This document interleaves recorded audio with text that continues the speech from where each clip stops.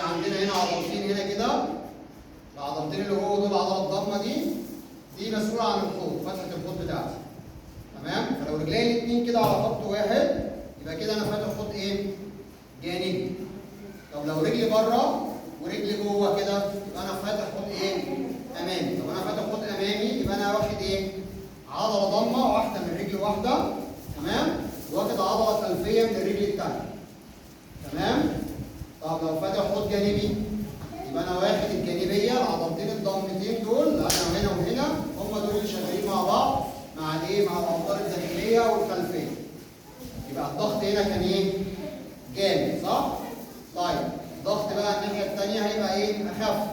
انا رجلي على الامامي ورجلي على الجانبي، تمام؟ انا هضرب الراوند كيك وهضربها كده. تمام؟ خلاص؟ الراوند كيك والسايد كيك هم دول صعبين شويه عشان فيهم دوران.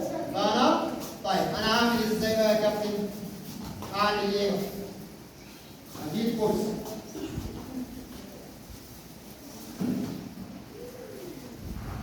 هجيب الكرسي بتاعي احطه جنبي. تمام؟ خلاص؟ انا كنت نايم على الارض رجلي الاثنين فوق بعض، صح؟ فانا هاجي على جنبي برضه بس رجلي الاثنين فوق بعض وانا ايه؟ واقف. رجلي الشمال تحت دي هتطلع لبره ورجلي اليمين هتيجي على نفس السوا بتاعها كده بالظبط، هما الاثنين على خط واحد، صح؟ زي ما كنت نايم.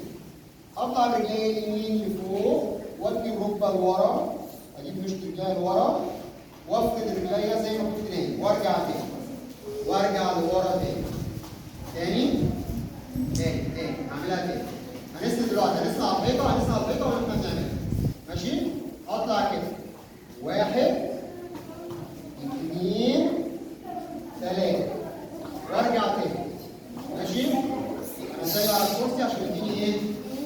يديني عنصر توازن شويه. ماشي؟ بعد كده اعمل ايه؟ اضرب بركبه كاني بضرب بركبه، واحد واقف قدامي اضربه من فوق، 1 2 وارجع تاني. اتفقنا؟